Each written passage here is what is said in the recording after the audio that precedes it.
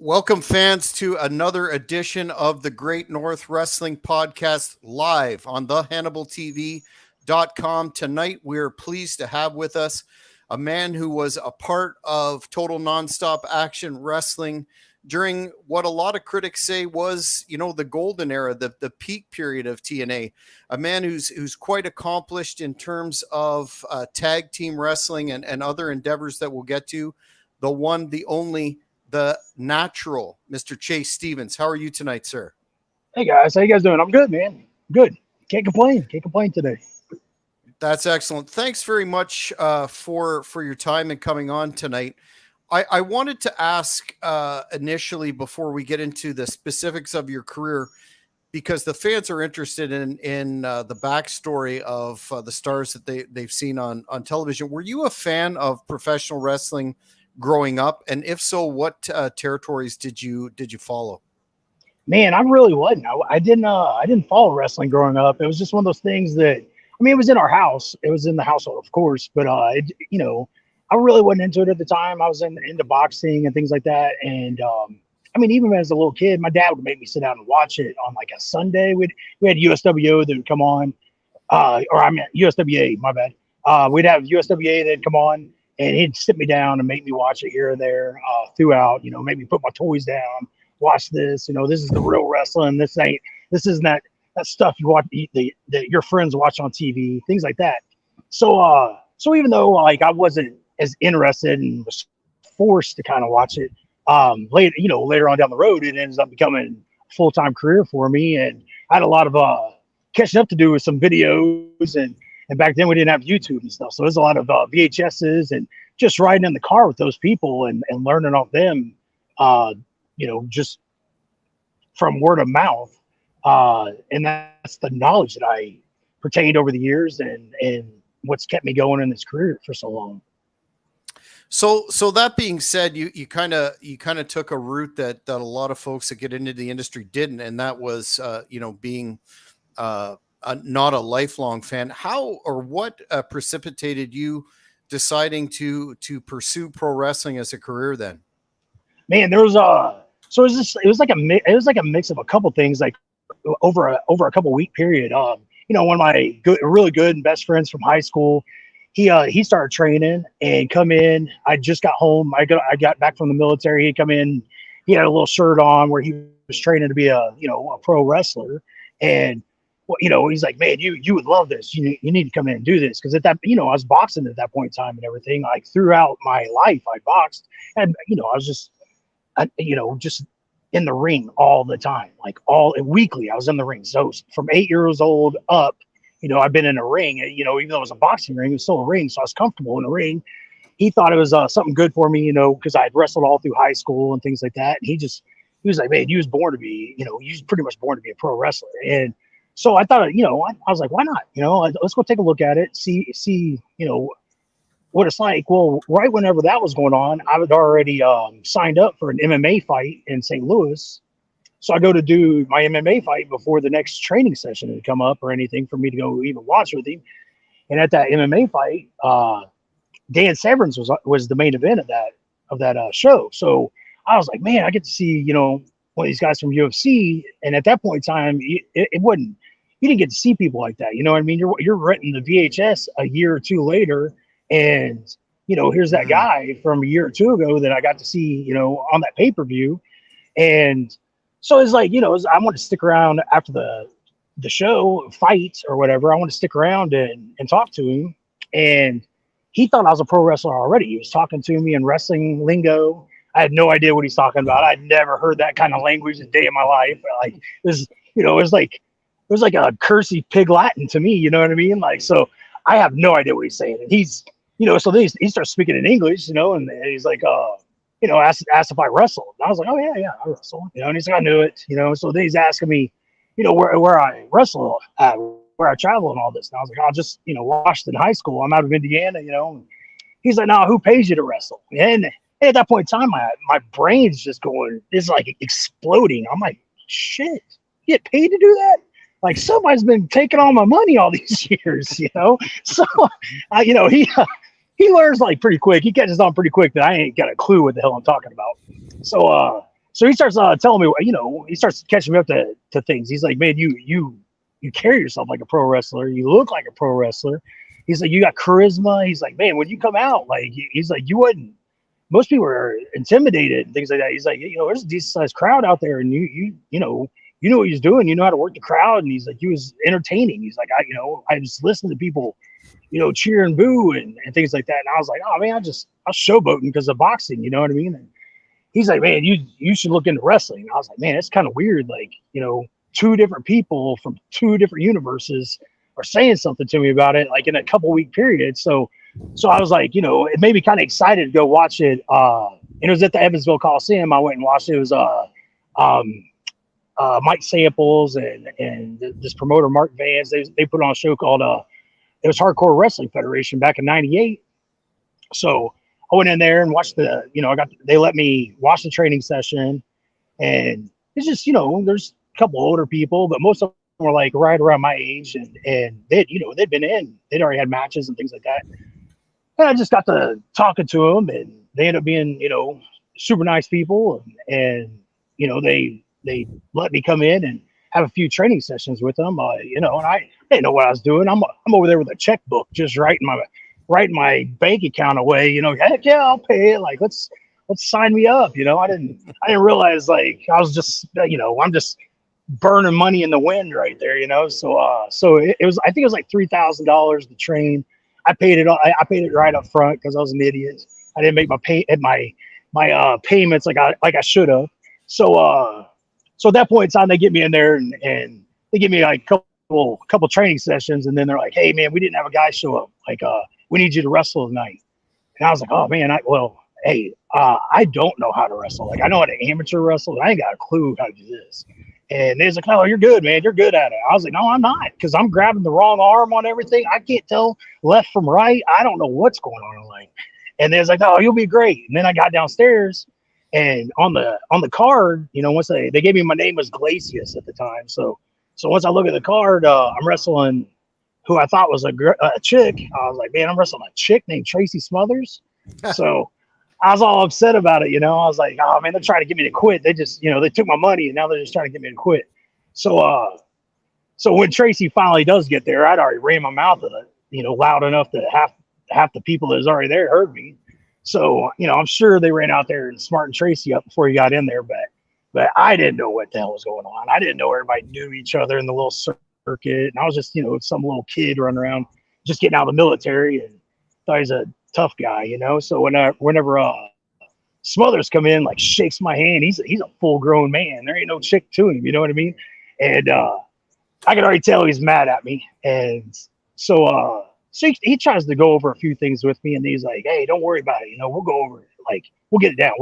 And we didn't go over it again at all. We didn't get nothing down. So so when we went out there, I locked up wrong with him. I locked up amateur style with him, and man, he just, through his teeth, he was talking like, you don't even know how to lock up. But I didn't hear that. I heard a bunch of just slurish words that I didn't understand, and he just hauls off and jacks me right in the face, breaks my nose. For you know, real? my knees. Oh yeah, man, he just hammered me. So my knees like collapsed, you know, like because I was like, you know, I'm used to boxing, but I ain't used to like getting full blown hit with knuckles, you know what I mean? And my knees kind of buckled. I back up a little bit. I was like, you know, my face is starting to swell already. I thought I swallowed my teeth. I mean, after he hit me, I didn't even know it was coming. Like, he just jacks me, grabs me by the seat of my pants, the back of my hair, and throws me over the top rope. And man, if you talk about, like, thank the Lord that people didn't videotape stuff back then. They didn't have little phones to get me on, because I was just a human lawn dart. I just jumped over the top rope and landed right on my face, man. So then he comes out and he said something else to me, but I heard him say, "Do you know how to dive?" And I was like, "Yeah, I know how to dive, but I'm bleeding. I'm just pouring blood." So he's like, he throws me back in and he says something. Well, he said, "Fake one, give one." I didn't hear that. I heard, "Do you know how to dive?" I was like, "Yeah, I know how to dive." So I run, hit the ropes. I jump over the top rope, and he bends down and, like, you know, goes down. I land right on his back. So here he comes again. You stupid, you know, MFer, you know, grabs me and punches me again right in the face. I was like, dude, I don't want to do this shit no more. Like, I'm ready. Like, take me back to that fake boxing. You know what I mean? Like, I was like, it's way better. So, he's like, you know what a finish is? And I was like, yeah, I think I got that. I can figure that one out. So you're like, rolls me in. He's like, stay down, MFer, stay down. He's yelling at the ref, count three.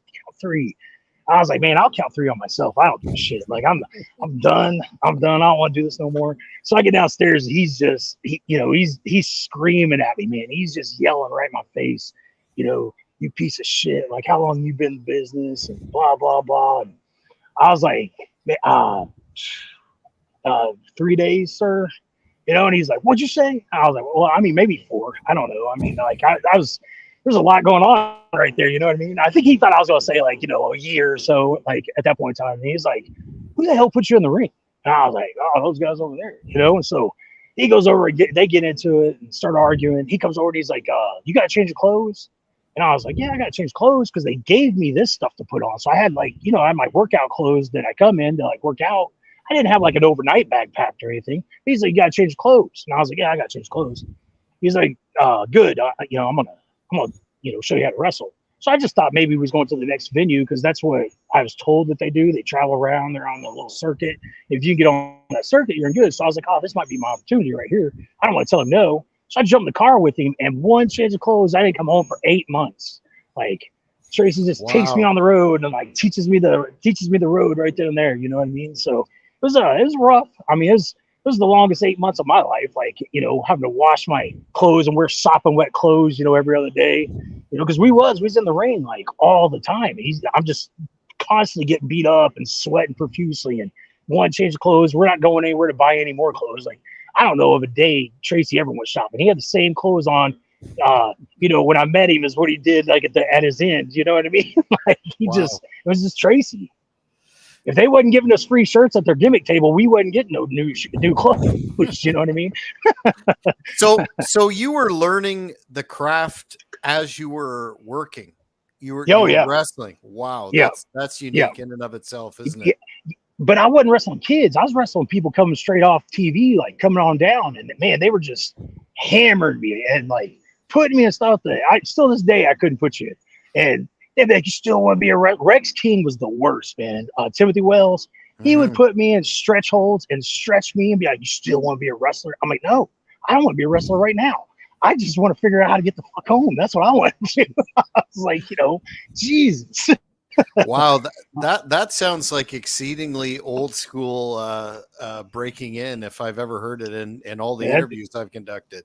Yeah, that was it, man. I didn't want to be, but I'm one. Once I put in that 8 months, man, when there ain't no turning around, we're going full bore. What made you? It sounds like it was a lot of you were unprepared, not through any fault of your own, and it was overwhelming. What made you stay and not say, screw this, I'm hitting the road?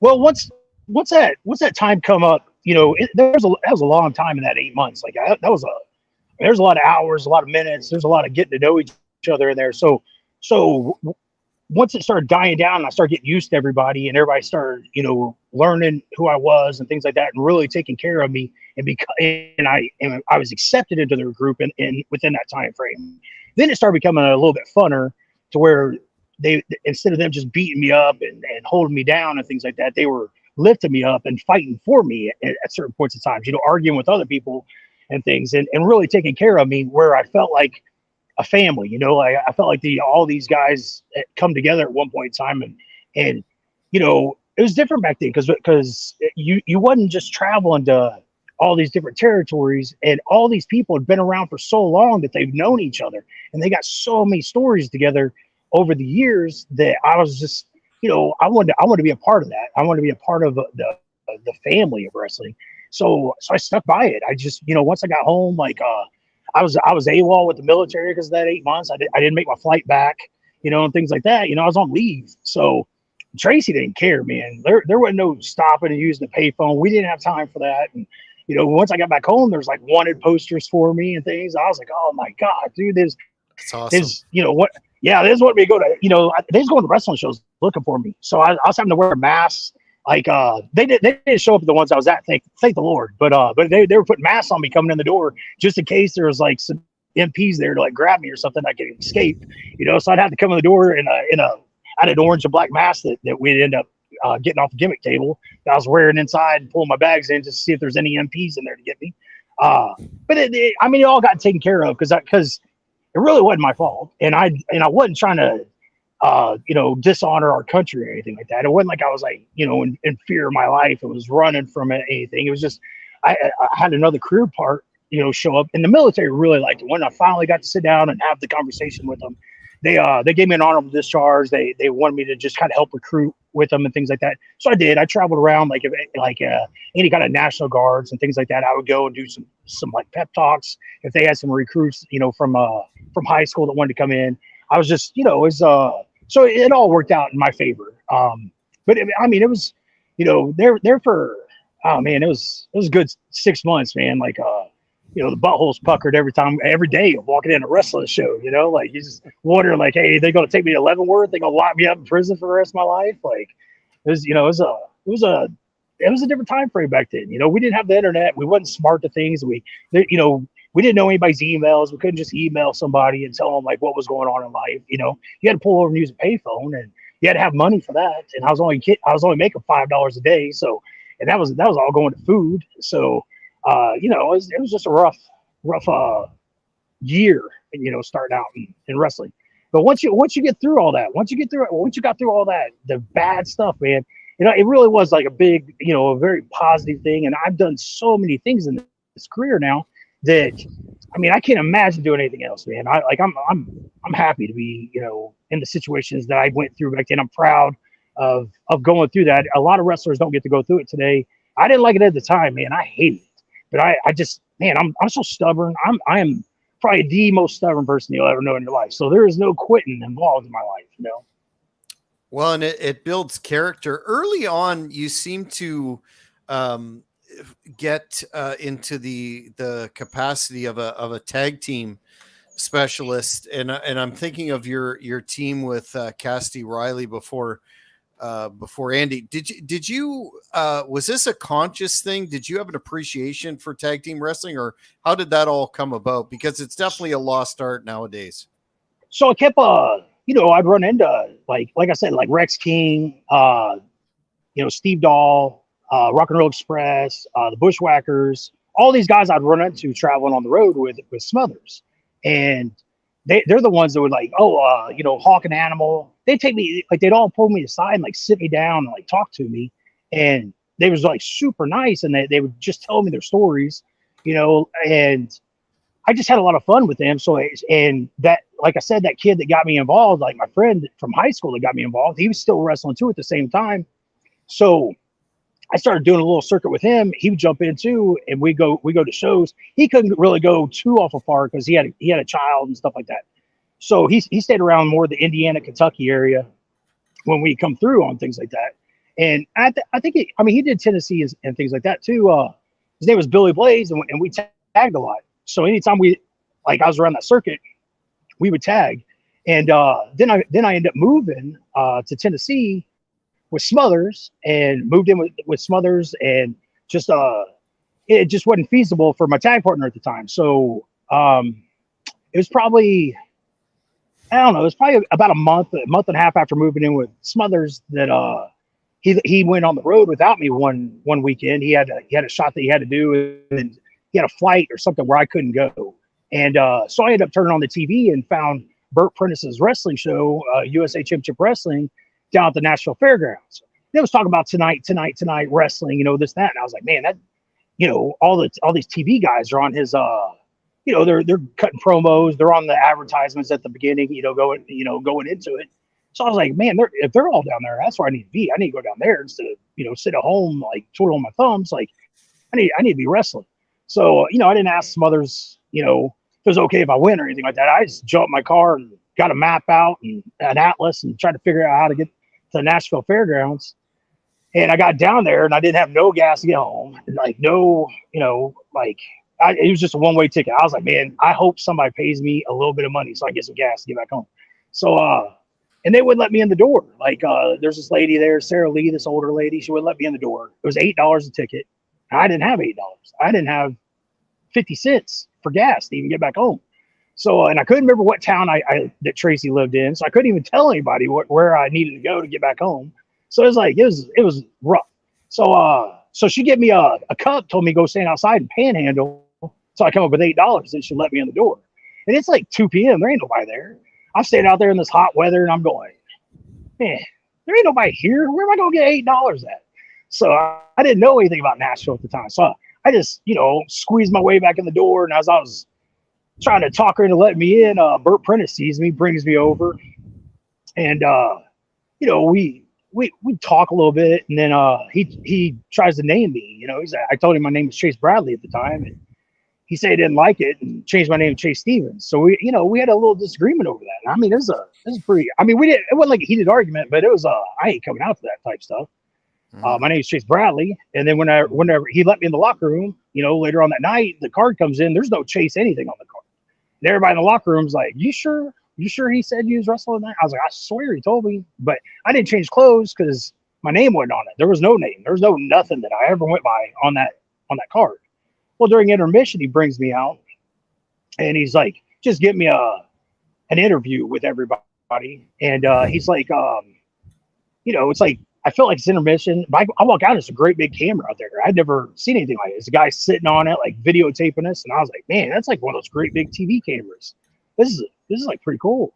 So I get in there, I'm kind of nervous. I never had my own like little interview segment in the middle of the show.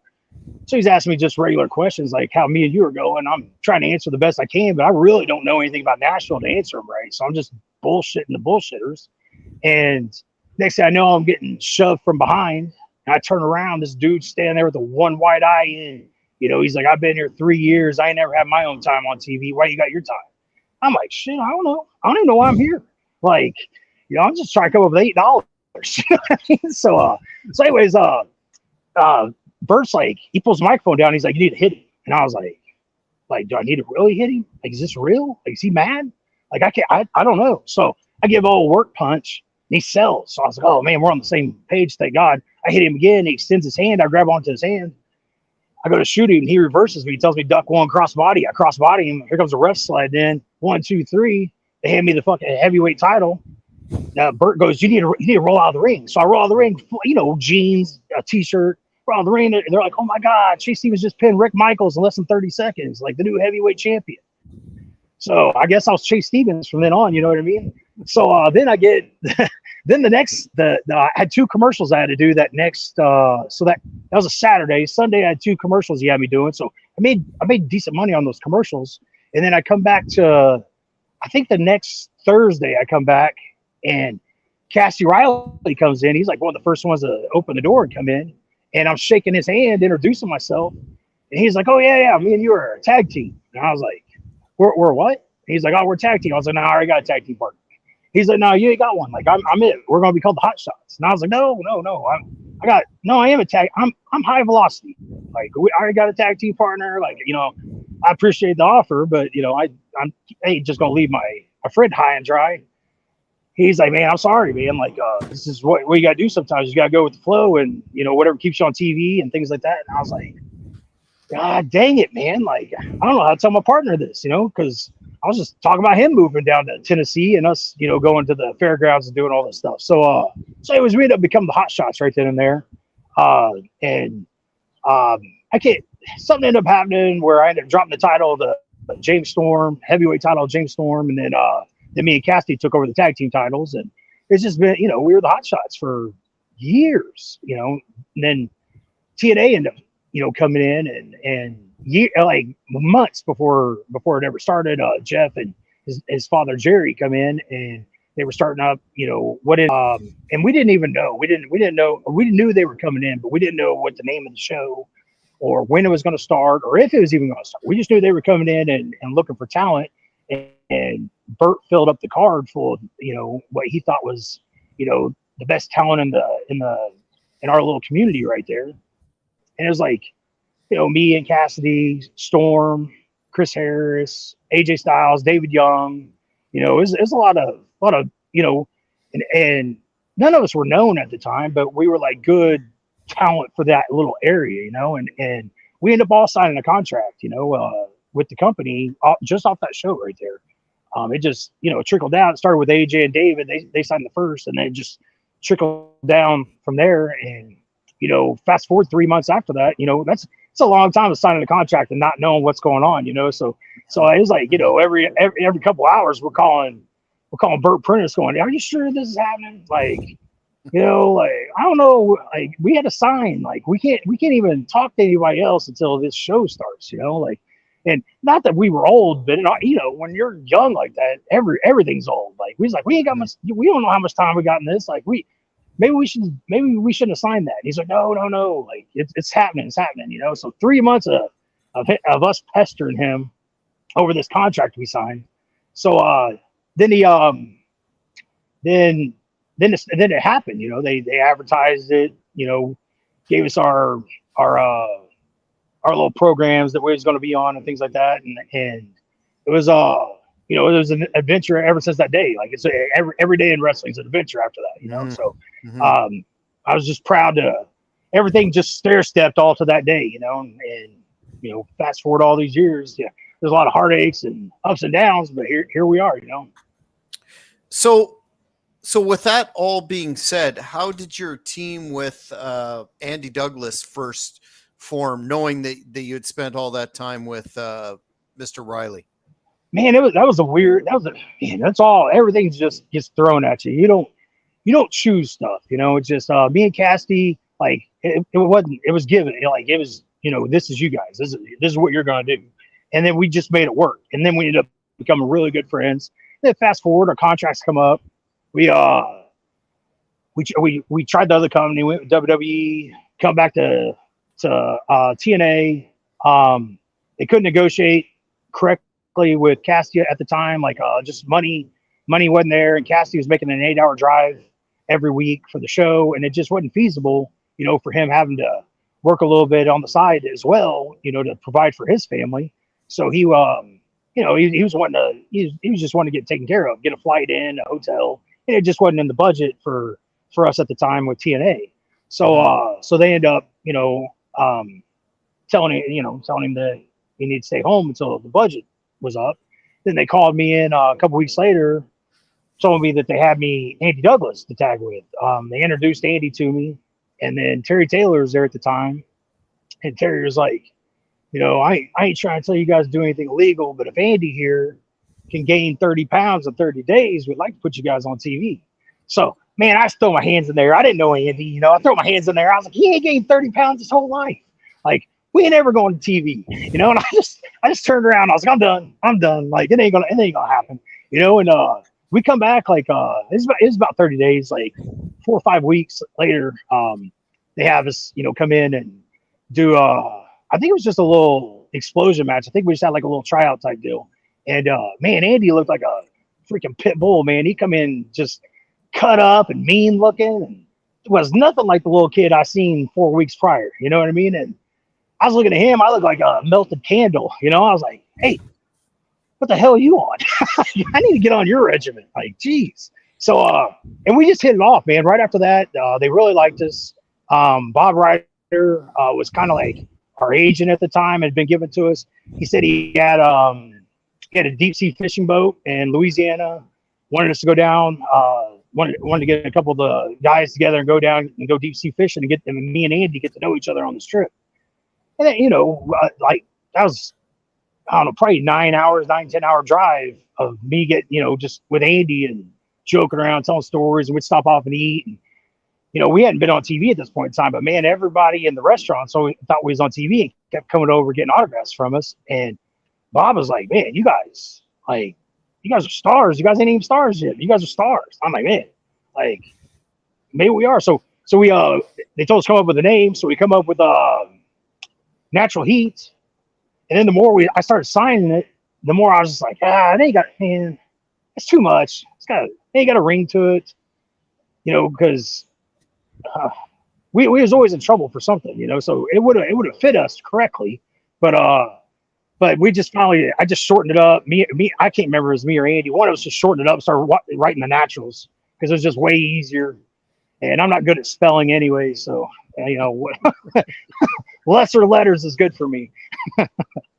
So you get on TV and you're immediately programmed with AMW, and you beat them for the belts. Can you talk about working with them on a continuum? I've had the pleasure of interviewing Chris Harris, and James Storm was just up in Great North Wrestling here. So what a talented duo they are. And did you when you won those straps, did you think that the sky was the limit at that point? Man, it was so Harris and Storm were like, they wasn't they were night and day as wrestlers, but they were so good together, and that's what sometimes that it needs that you need that different, like the city slicker and the cowboy. You know what I mean? It was a good little duo, and they worked so well together. The fiery comebacks and the selling and things like that. It made us even better heels. To come in and I didn't like the storyline going into it, but I mean, it's you got to go with what the writers write for you. And Russo, we're gonna come in, we're gonna beat him right at the bell. Try to get 30 seconds in, hit him with the bell. As soon as the ref turns around, hit him with their own belt, and then roll them up 1, 2, 3, and we basically steal the titles, become World Tag Team Champions. I wanted to start at the bottom of the totem pole and work my way up, because me and Cassidy had already been there as the hot shots, and I didn't want to come in and just jump in the tag team division like that. I wanted to build a little bit more of a storyline between me and Andy before we did anything of that nature. But then it was almost like we started at the top and worked our way backwards, because then it was like we still in their gear. We put makeup on their face, stole their gear, and then they had to get their gear back. We had to have a match to get their gear back, and then we had to have a match for them to have a title match against us. So it was it's not the way I would have liked to have written it, to go for TV, but it was a different time frame. There's it was that was whenever they brought in Vince Russo, and I'd already rubbed him wrong with the hot shots, because he was backtrack a little bit. Whenever me and Cassidy first met him, he was trying to call us the hot dogs, Oscar and Frank, and I just really and I wasn't having it. Cassidy was all for it. Cassidy's like, whatever you want to call us, man, I don't care. And I was like, shit, I care. Like, you ain't calling me Oscar or Frank, I don't give a shit. I ain't gonna be known as a hot dog the rest of my life, So he's telling us we're getting these dildos, these strap-ons, and we're gonna have women chasing us around. It's gonna be great for TV. And I was like, first off, like, what we need dildos for? And second off, Cassidy's married, got a family. I was like, do we really need to be doing this kind of crap? And our whole slogan was, we're pricks, proud, and protruding, and then we grab our crotches. You know what I mean? So wow. Cassidy got he got all kinds of heat at home, man, because his whole church went to that pay-per-view when we first debuted with the pricks, proud, and protruding. So his whole church is watching it, watching the pay-per-view that night. And oh man, just we come out already cocky, and then grabbing our crotches, and we're doing almost like the anaconda for like one of our tag moves, all this other stuff. But we had black trunks on, so you couldn't even see that we had these dildos on. So we had to go get these neon orange gear, and then I decided I was going to spray mine down with a water bottle and outline it, so it kind of coming down the ramp, maybe people would start noticing a little bit more. I didn't know what I was doing. I was just trying different things, trying to get something over. At least we got called the hot shots, not the hot dogs. You know what I mean? So it was a little bit of trading off there. Chris Harris has got me. He's holding me in the stalling suplex and walking me around the ring. And there's probably 2,200 people at the Nashville Fairgrounds during this pay-per-view, Wednesday night pay-per-view. And this one guy in the crowd, it's dead silent. This one guy in the crowd's like, he's got a boner. And then everybody starts whispering and come together, and they start chanting, he's got a boner. I was like, you have got to be kidding me. This is went south so fast. Was this a legitimate idea from Vince Russo, or was it a setup? No, it was a legitimate idea. That's because really? The Dicks come after that. Remember the Dicks, the and Johnsons the Rainbow or whatever. Express. Yeah. Yep. Yeah. It was all yeah, that was all Vince's little. I never got like, I just didn't like his ideas. I never liked his ideas. For the time I met him, just kind of rubbed me wrong. And not that he's ever personally said anything bad to me or anything. We've never had any. I just, I listened to his pitch. I didn't like it. It didn't go with anything I was taught over the years of being on the road with all these other guys that had been in way longer than me. And then me calling them up, asking them what they thought of it. And they was like, hell no. Like, don't do that. And they were all telling me, like, you got to stand up for yourself. Like, don't let these guys that's never done anything in the business, don't let them, take over and make fun of you and things like that. So they were stirring the pot with me anyways, get me all heated up as it was, So I don't know what all the rib was, but I went to Jerry Jarrett and told him the whole situation. He didn't like it. He did like the dildo part, and that's when I realized I talk a little too much and should just shut my mouth at the hot dogs, But anyways, it was a short last. It didn't last long. It was, I think we did 5 weeks with it or something like that, as with the dildos. And thank God I lost it somewhere in one of my moves over the years. So wow, I'm pretty familiar with that era of TNA, and I fortunately missed that entirely. What about your association with the late great No Gimmicks Needed Chris Candido? Can you talk about that? Yeah. Chris was awesome, amazing. He's one of those guys that all the time I was on the road, I'd hear so much about him, and Tracy and him were like brothers, and I'd always get to talk to him on the payphone and things like that. When Tracy would make phone calls, to him and Tammy, but I never got to actually meet him in person. I was always meeting him. I was always just like a week behind running into him. And then Dusty Rhodes comes in as the booker of TNA. And once he got to know me and Andy, over a few weeks, he just told us, like, man, I got a guy.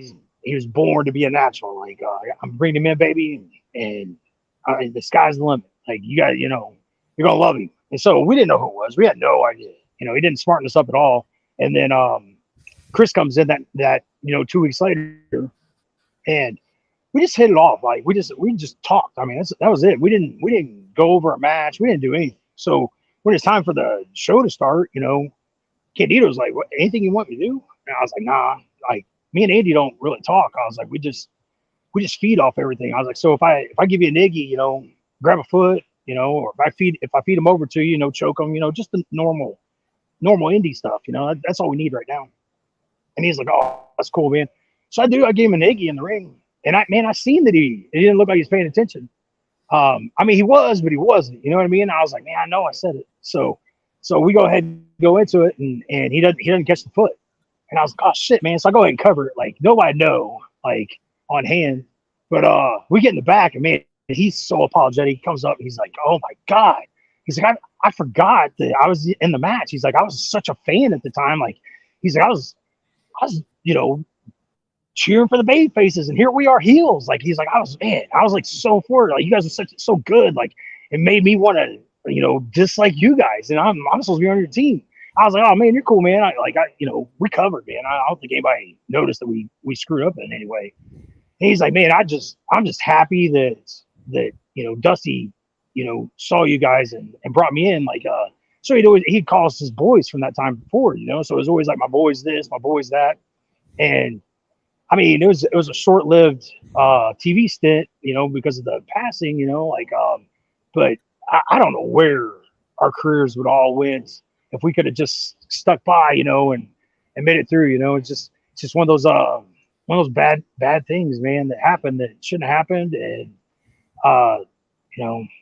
we're all sad about it, even still this day, after all these years. Like, tears still come to my eyes, just talking about it, because he was just such a good dude that went through hard times and had overcome everything to make it come back and just be this amazing guy that I literally, like, 26 years I've been in wrestling, and not one person has ever said a bad thing about it. Not one person. And wrestling's so controversial, like, there's always something bad to say about somebody, and not Candido, man. Candido, he was loved by so many people. Yeah, what a shame. He was definitely back on the comeback trail, so to speak. The next kind of interesting period of your career in TNA was when you came under the tutelage, so to speak, of the franchise Shane Douglas.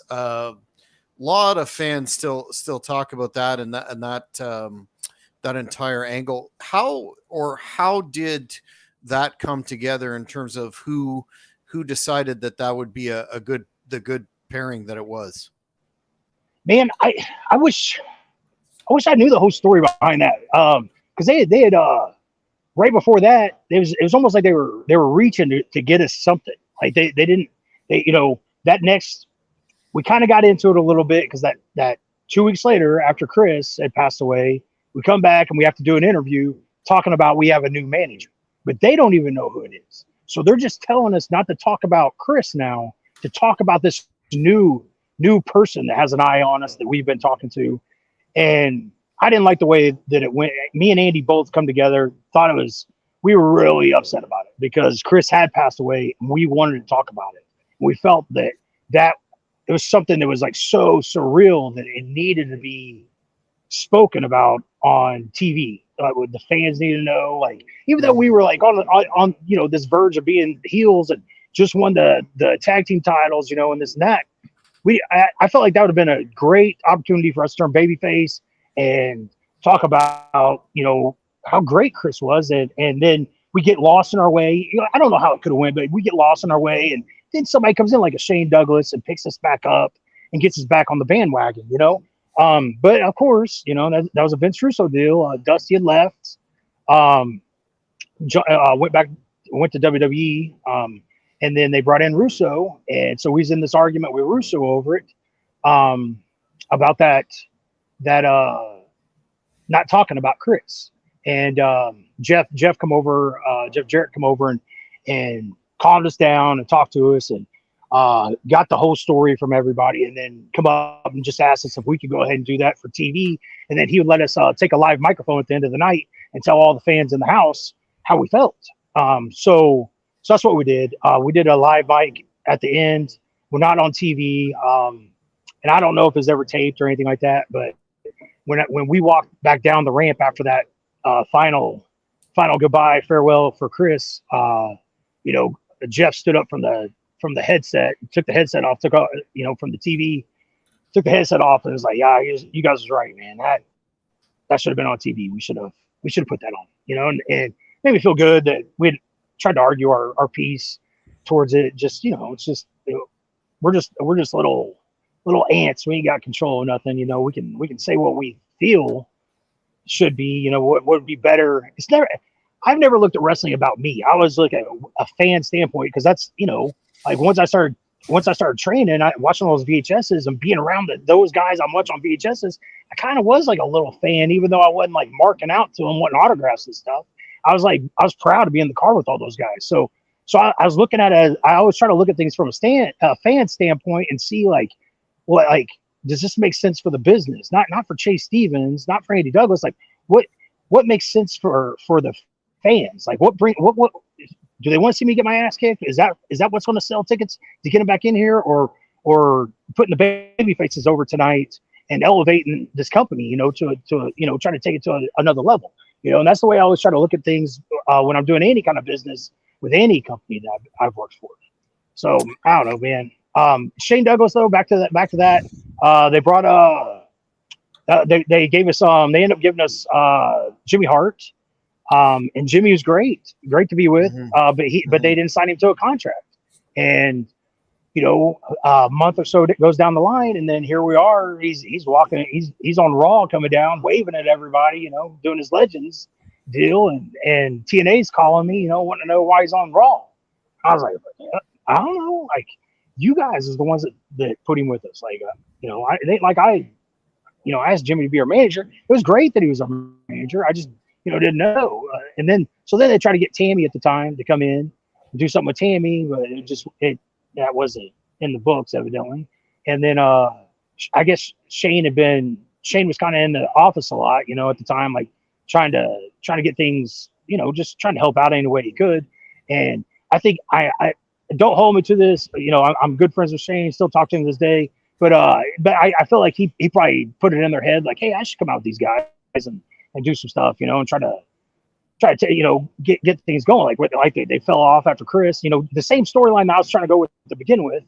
I think Shane was on board with it, and you know, wanted to put us through like a little boot camp and try to break us to where we become these, you know, an overcoming babyface tag team at the end of it all. And it just, our contracts, we had a contract dispute. Our clause had come up, and nobody's negotiating with us at the time.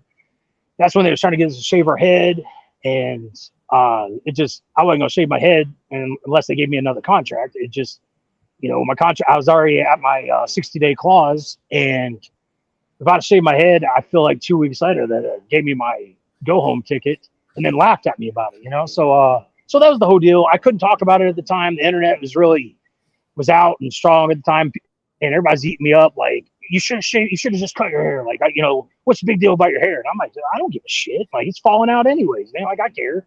I was like, but you know, I ain't just gonna shave my head for no reason. Like, I'd like to have my contract renewed and us negotiate before I do anything, you know. And they was like, well, just think of it like, shave your head and then we'll offer you a contract. And I was like, nah, why don't you offer me a contract and I'll shave my head? I mean, I don't know how you guys do your negotiations, but that's how I've always known them to go. So yeah, it was a you know, it was a back and forth thing for a few months, and then we ended up finally parting ways, you know, not too long after that, you know. The Shane Douglas thing, they pulled out on it. They didn't want to do anything. We ended up doing a deal where we ended up turning on Shane and punching him one time, and he finally looked at us and was like, you know, now you guys are ready. And then they just killed the storyline. We did nothing after that with it. So I don't know. Yeah, it sounds like your story in terms of the creative direction or lack thereof was not unique during that time frame. Unfortunately, a fan on social media asked about your feud with Team 3D and the you know, the fact that you beat them in a tables match on TNA's primetime debut, and then it seemed like the second match was a defeat, and they kind of pulled the plug on that program. What's the story behind that? Because that seemed like you guys were bound again for the straps.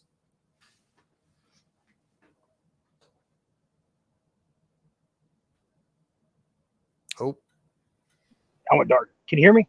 yeah, I can hear you. Did you get my last question? Yeah, I sure did. So that was whenever that was the contract dispute right there, and the cutting the hair and things like that. That was that same time frame that was going on at that same time. So Team 3D was supposed to come in.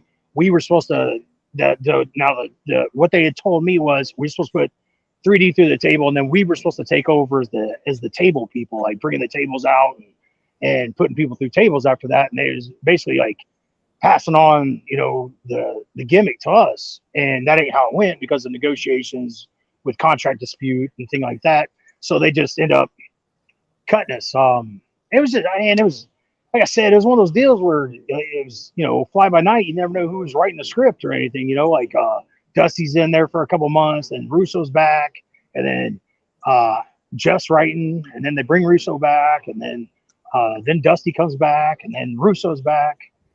Then Bischoff comes in. So it was you just never knew, man. Like week to week, you didn't know, and it was almost like I realized, like, I thought it was just us. Like, we get there and we look at the show, and then you just see us question each other, like, man, what's going on? Did they forget what happened last week? And then I'd look over, and AJ and stuff would be questioning his roles too, and I was like, okay, it's not just us. Like, I mean, it's different story writers, and they're not watching the product the week prior, and they're just writing their own thing as they go, and it's not making sense to us, let alone the fans out there.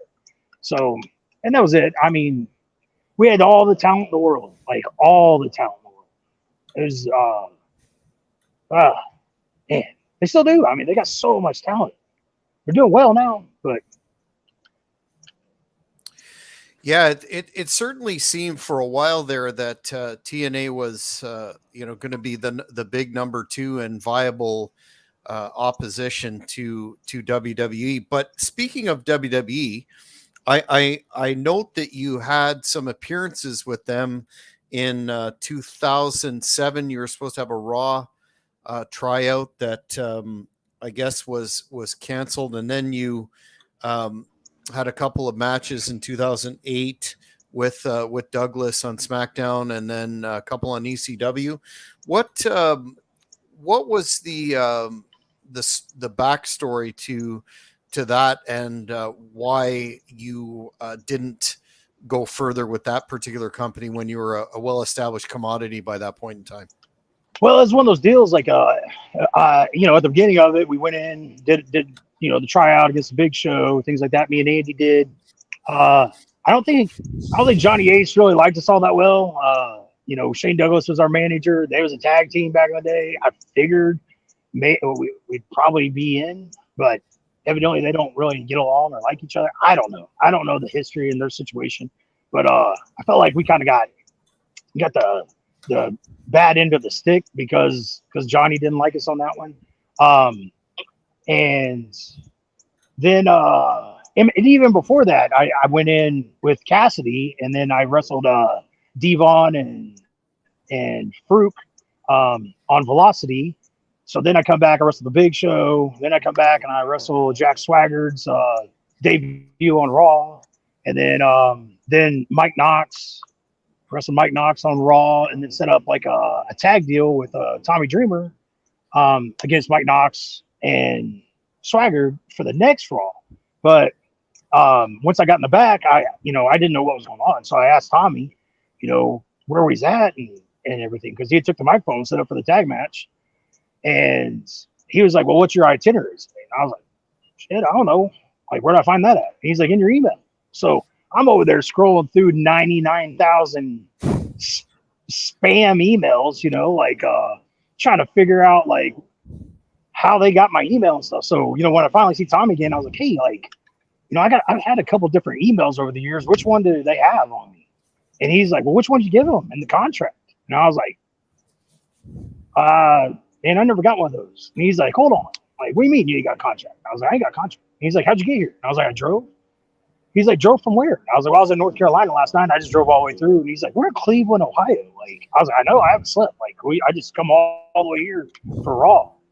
And he was like, oh my God, like you're supposed to sign last week. He's like, I'll be back.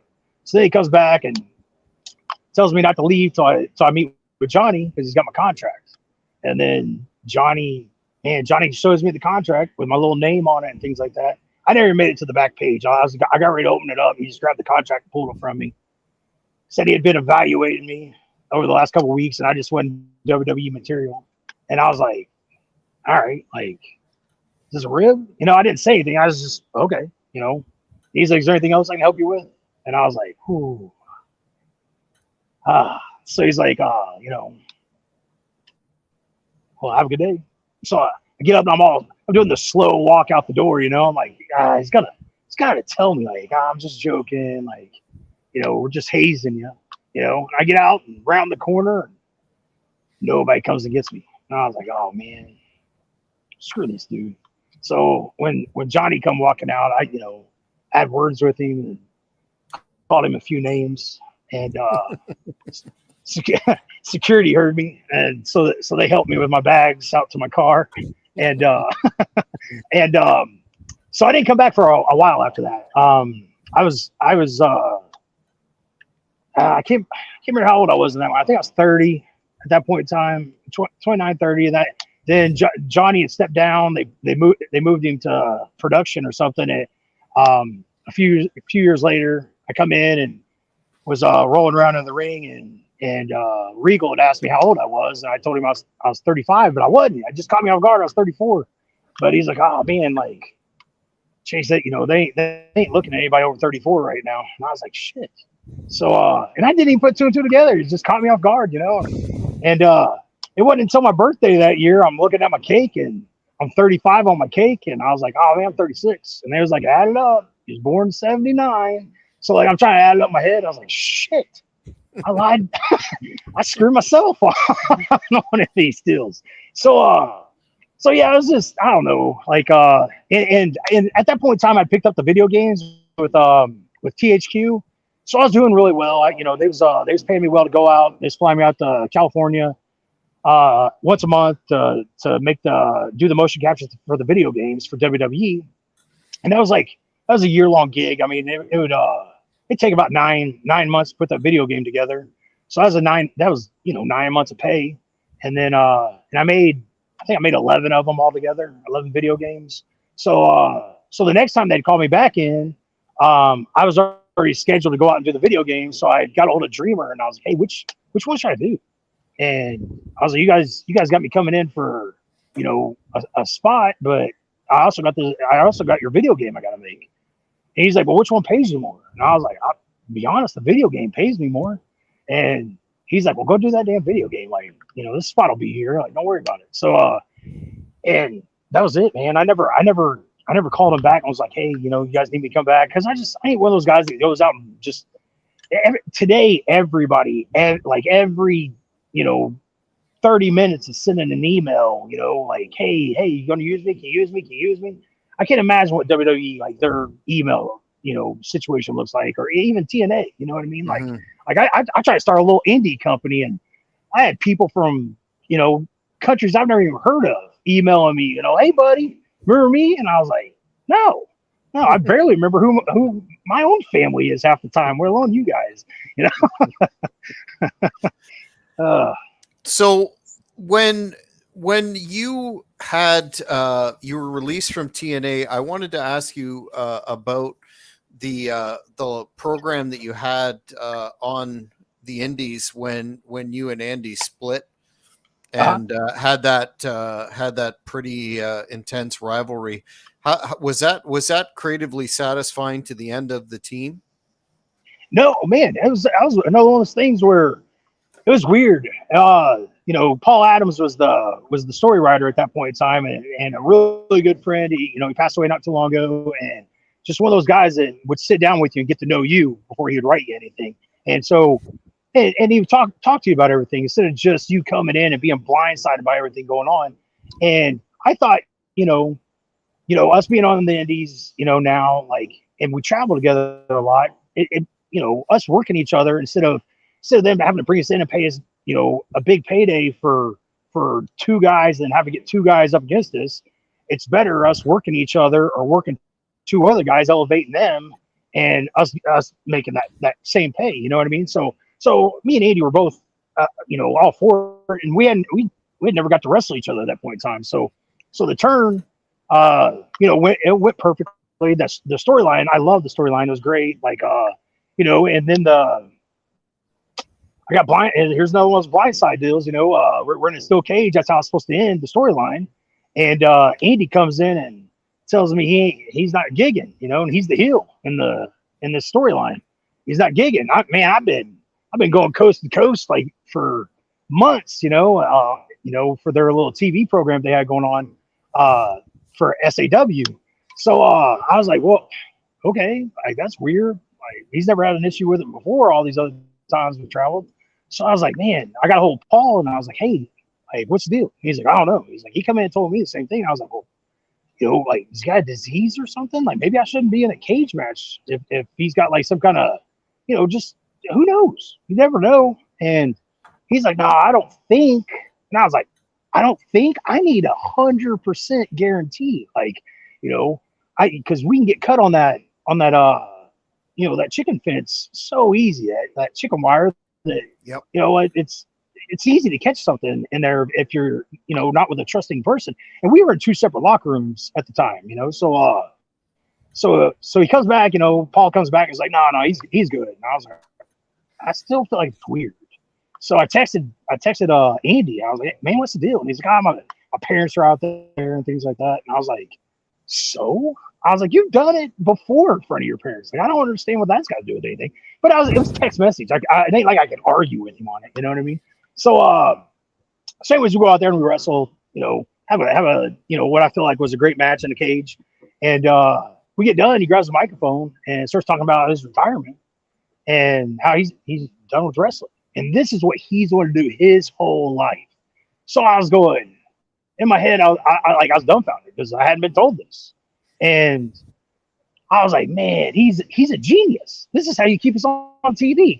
He does commentary for a few months, and he gets in here, and, you know, turns on me again, or I turn on him, or we come back together as a tag team. So I just go ahead and go babyface on him, you know, like talk about how's his best man at his wedding, and you know, like he's overcome his demons. I'm proud of him, and you know, I hope the future's bright for him, and blah blah blah. And we embrace, and you know, teary eyed, and you know, all this good like TV shit that really the camera went down. We didn't know it, so we're doing all this for nothing. And then we the mic kept blanking out too. And then then we get in the back, and he comes over. He's saying, you know, after we changed, and man, I'm like shaking his hand. I'm going, dude, you are a genius. Way to keep us booked. That's exactly what I needed as a tag team partner right there. Like keeping us booked. They can't send us home now. They got to bring us back. You know, like good stuff. And he's laughing with me, shaking hands. I'm hugging his wife, all this stuff. And then as we're pulling our bags out, he's pulling his bags over to U-Haul. He's got his truck hooked up on the back of this U-Haul. And I was like, man, that's weird. Like, he's really going all out with this retirement thing. And man, I didn't talk to Andy for 4 years. He changed his number, went off social media.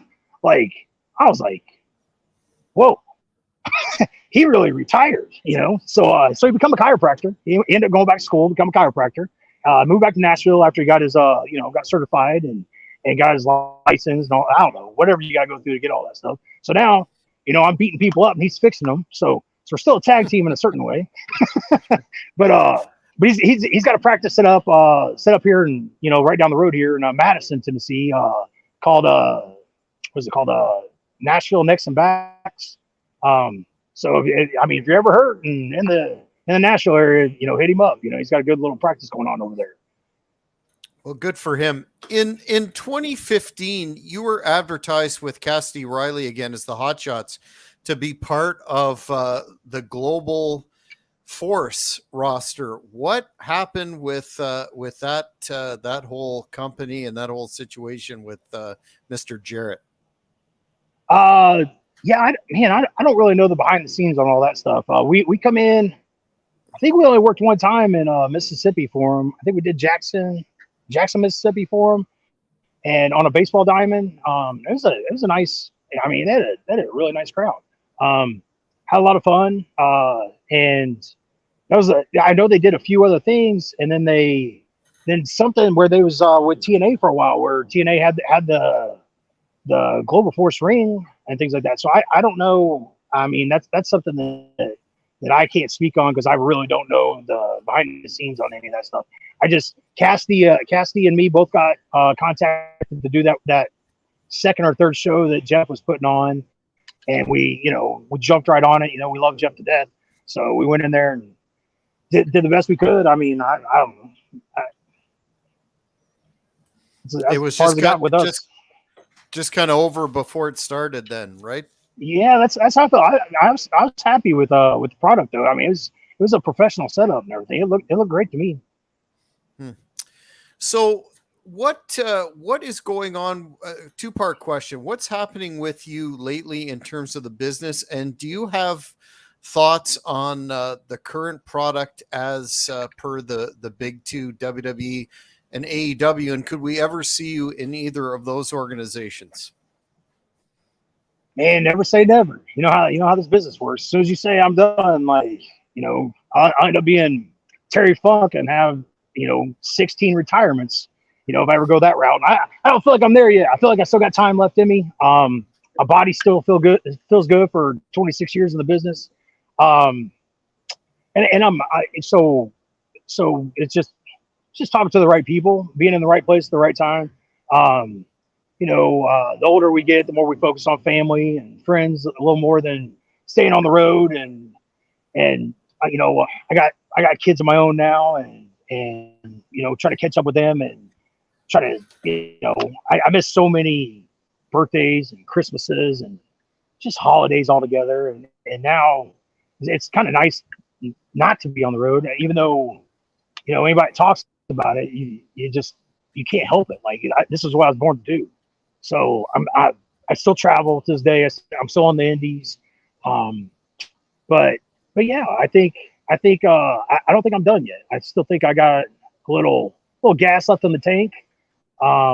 It's just timing. Everything's about timing. So when my time's right, hopefully we can renegotiate something, for any, maybe not even a on-screen character, but just helping the younger ones behind the scenes, I like I said, all that knowledge I pertained over the years of traveling with all these, guys they're not with us anymore. They, so many of our brothers and sisters have passed on, and I got all that knowledge locked up in my brain up here that needs to be given to these younger talents today, like it was given to me, So, and I think we lack that in the world of professional wrestling today. I think we lack having enough, veterans out there explaining and teaching the right way. So at some point in time, for some reason, I'll be back on somewhere. Well, in the meantime, where can the fans find you on social media, Chase? And do you have any appearances in particular that you'd like to plug at this juncture? Man, so what I got? I'm Naturally Chase on Twitter, Real Chase Stevens on Instagram, Chase Stevens on Facebook, and then just this week, I'm in Crossville, Tennessee Friday, and then I'm in Heroes and Legends Saturday in Pigeon Forge, Tennessee. So I'm not too far from home this weekend, but I'm still traveling. Like this whole eastern side of the country, Texas on over. I'm somewhere every weekend. So if you live in this, over on the eastern side of the United States, like there's a good chance that I'm coming somewhere in your state around you. I don't make it to the West Coast too often, like just because of travel arrangements and things like that. But you never know. You never know. I might be out there in a couple months. So my schedule's open. I stay booked up 3 months in advance. It's kind of like just a band, how they just tour and try to keep things going, and I've been doing that for quite a few years now. So I've got to know a lot of the independent promoters and I got a nice little setup and I get to be home during the week and I get to heal on the week during the week and get to beat myself up on the weekends. So, That's tremendous. Well, I want to thank you very much for your time, Chase. It's been extremely illuminating. We will stay in touch and keep on top of your comings and goings in the business. Last word goes to you in terms of anything that you have to say for your fans. Man, I thank you for all your support. If it wasn't for you, I wouldn't be here today. So I thank you for each and every person that's listening to this. Thank you. Well, fans, that's it. Another edition of the Great North Wrestling Podcast. Jack Kilby here saying so long for now. Thank you for watching the Hannibal TV. Please like this video if you enjoyed it and click the subscribe button to not miss any of our latest shoot interviews, match videos, or news updates. Follow us on Twitter